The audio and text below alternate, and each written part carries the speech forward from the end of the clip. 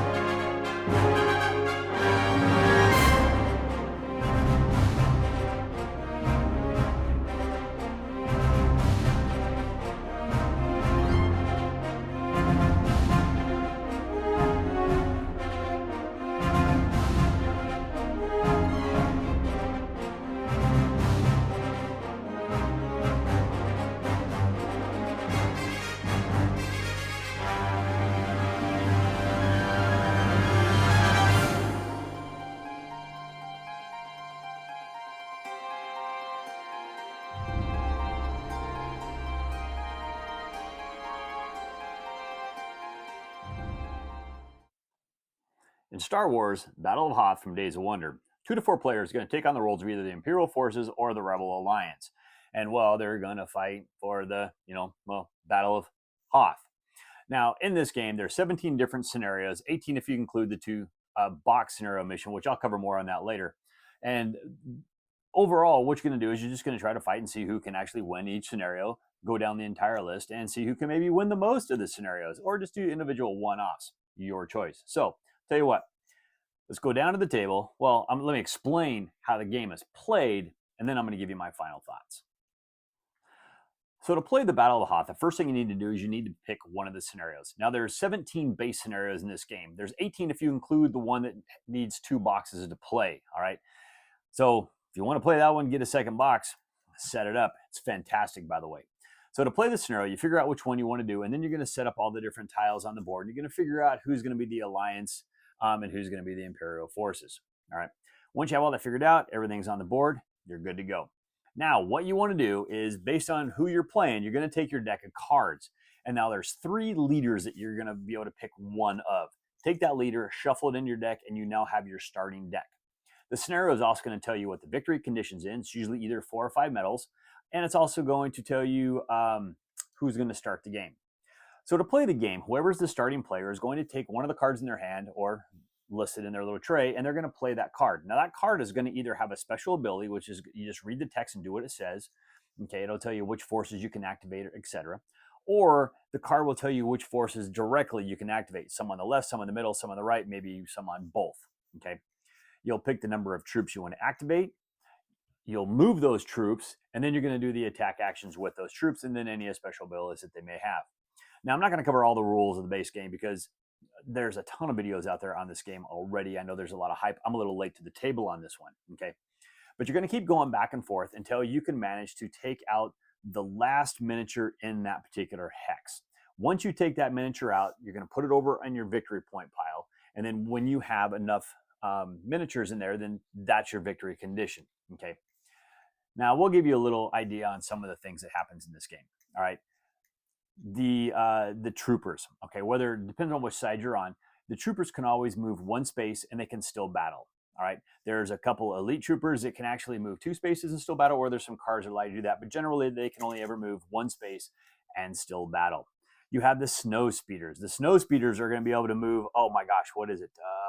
They can move 0 to 3 hexes, and they can actually still battle, but they're only battling if someone is adjacent to them or if they're 2 hexes away. Okay, that's going to tell you the number of dice that they're going to get. You also have the Rebel Artillery. The Rebel Artillery, they don't move, but they can actually attack things that are up to 4 spaces away or hexes away. Now, over on the Imperial side, you're going to have the Stormtroopers. The Stormtroopers are going to be able to move 0 to 1 hexes and still battle. They can move 2 hexes and not battle. Okay, and they're attacking up to 3 away as well. You have the AT-ATs, and basically what they're doing is they're moving 0 to 1 spaces, and they're rolling 3 dice to attack, no matter what, okay? And they have a range of 3.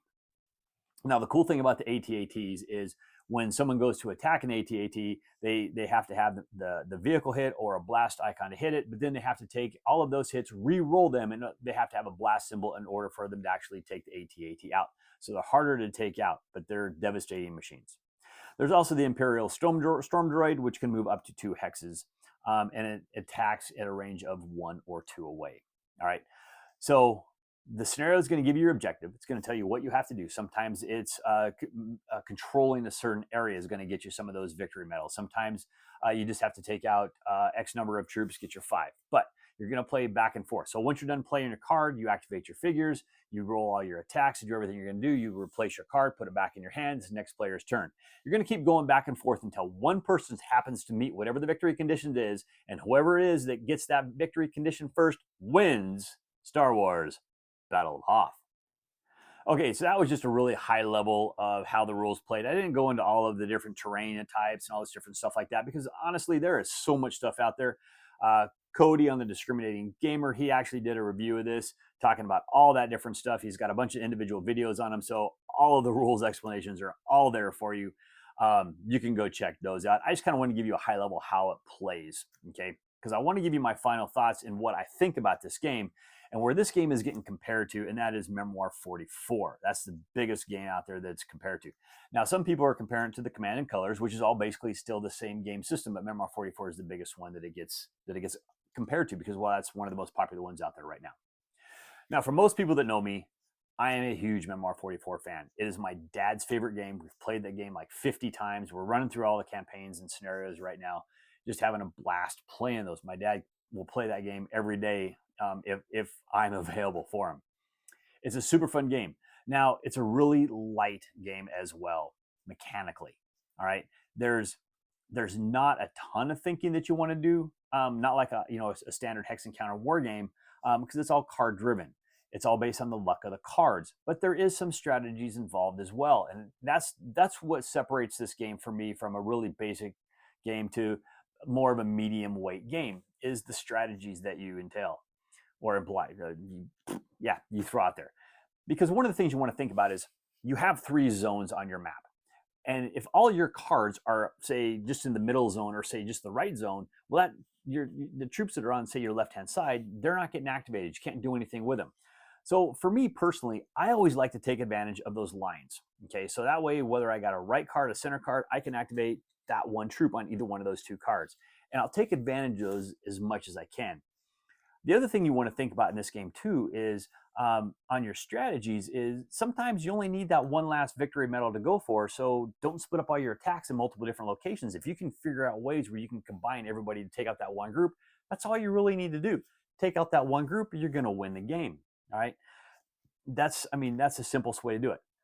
There is a lot of luck involved in this game. The dice are a huge swinging factor in this game.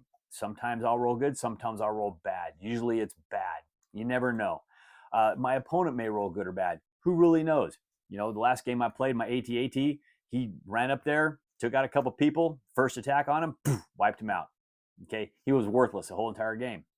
But he's usually strong in a lot of games, all right? So depending on how the dice go, there's a lot of luck involved. Depending on how the cards come up, there's a lot of luck involved. But I'll tell you what, for a game that's as luck-driven as this is, with the strategies you can apply, it's really good game. I have so much fun playing this game because every time something happens, it's like, oh my gosh, yes, I did that. Or you're just like, oh man, those dice, it's like you get those highs and lows playing this game every single time. And that's what I like about it. There's a good story in this game because you know what your objectives are. You know how you're going to try to get to it. Okay. It's like, hey, that guy happens to have a sniper sitting up on top of a ridge. I'm going to go try to take him out. If I can take him out, it's going to allow my guys to be able to get down, get to these guys over in this trench, maybe take this victory over here or whatever it's going to do. You're playing that out.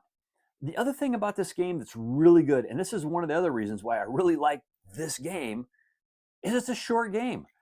I can teach this game and play a scenario in about 30 minutes. All right, and that's for someone who's never played the game before. As a matter of fact, all the clips that you saw before this, if you watched any of them, I was playing this with my daughter. I think our game was 25 minutes long, and I spent 5 minutes teaching her how to play the game, and she beat me. So it's, the dice were really lucky on her side, which is a good thing too. And I kind of helped her out on a couple of different strategies, teaching her some stuff because she's never played a game like this before. But that's the best part about this game. It is a short, fast game. You can play many scenarios in this in the evening. Every scenario plays a little bit different. Yeah, you're still moving the same types of troops and you're still doing the same kind of stuff, but the way you do it and the strategies you're gonna employ is going to be very different. Okay, because some scenarios I have AT-ATs out there, but do I use them? Not necessarily, because you know what? It's going to take me too long to get them into play to be able to utilize them. Whereas I'm going to take all these troops over on the other side of the board, and I'm just going to go to town with those guys and try to murder as much stuff as I can over there. You never really know what's going to happen. But then again, that whole side could fall apart. Now my ATA is going to come up, and they got to just have a lot of fun. All right. But it's just, I really, really like it. And, I got to do this because, the AT-ATs, I don't know why I call them AT-ATs. I've always done it that way. The AT-ATs, I know that makes a lot more people happy is when you call them that way as well. I kind of go both ways. Depends on how I am when I'm playing the game. But there you go. AT-ATs, AT-ATs. What is the proper way to say those? Why don't you let me know down in the comments below? I greatly appreciate it. But as far as this game goes, this game's fantastic. Like I said, there's 17 scenarios that are going to come with the base game that you can play out of the box. That is a ton of gameplay, and you can replay those scenarios. For me, the best way to play them is play all the scenarios, play all 17, say with one other person. That's a lot of gameplay, all right? One person's the Rebels, one person's the Imperials every single time you play it. When you're done, flip sides, okay? Now play all 17 again. You have 34 gameplays in, and now you're looking to see, oh, well, you won this one and I won this one. How did you guys do between all of them? Okay, and then that's your total score. Do you want to see who really won the Battle of Hoth? Who's got the most victories on, when playing through all of the scenarios? That's the best way to do it. Now, one of the cool things about this game, and I haven't had a chance to really look into it yet and play it yet, but I really want to, is there are two like little campaigns that come with this game. And it looks really interesting because it looks like the Rebels have a specific setup stuff and then the Imperials as well. And you'll go through those and you play the game and you're going to do what it's going to do. And there's a couple of those, and I want to dig into those. I haven't had a chance really to read up on them. I haven't had a chance to really be able to sit down and play them. That's the only reason I haven't read up on them yet. Okay, but they look absolutely fantastic from what I've seen of them. And it's one of those things I really want to dig into and I really want to play. But you know what? Battle of Hoth. If you like Memoir 44, I think you're going to love Star Wars Battle of Hoth. It plays similarly on almost every level. Okay, so if you know Memoir 44, you know 90% of how to play this one already. It's a little bit smaller board. It's a little bit faster and shorter play times. But I'll tell you what, it packs that same punch. It scratches that same itch. It still gives me that same gameplay. I absolutely love this game. I will probably, this copy right here is Cody's. I got to give this one back. My copy, I still haven't gotten my copy yet. My local game stores, every time I go down there, they run out of them. So I still have to go get my own. Thanks to Days of Wonder for actually sending this one to Cody and Cody letting me borrow this game. I actually greatly appreciate that. My copy will be coming in. It's just whenever my local game store gets it. But there you go. This game will be in my collection. I will be picking up a second one because I want to play that 18th scenario again. Cody and I have played it once. If you want to see how that plays, you can go over to the Discriminating Gamers channel. There'll be a link down to his channel in the details below. We did a gameplay on that 18th scenario, and it was fun. I mean, it used pretty much every miniature from both sets. It used almost every tile from both sets. We needed both boards. It was absolutely fantastic. And that's the one thing I really hope Days of Wonder does with this game is I want to see more scenarios that utilize that both box sets. I really want to see that because I'll tell you what, that was fun. Now, that was a lot longer game. It took us a couple hours to play that game. And that was more reminiscent of Memoir 44, even longer than a Memoir 44 game. But boy, I'll tell you, it was good and it was fun and I want to do it again. So there you go. If you like this type of system, if you like Memoir 44, Commands and Colors games, I think you're going to absolutely love Star Wars Battle of Hoth. I cannot recommend this game enough. Super fantastic, super fun. Tell you what, I think this is a game that everybody should own. Thank you once again for joining me today. As always, I please ask you to like this video on YouTube, on BoardGameGeek, on Facebook, and also on X. I please ask you to leave me a comment on any one of those platforms, and I will get to those comments just as soon as I can. And if you haven't done so already and you like the content I provide here, I ask you go ahead and click on the subscription button, subscribe to my little family here. It helps me out a lot. And also click on that bell, be notified when I drop new videos. And if you like the videos that I provide here, I also do post videos over on the Discriminating Gamers channel. I'll do playthroughs, unboxings, and reviews over there. I'll leave a link down below in the details to Cody's site. So tell me, how do you stop a bull from charging? You take away his credit card.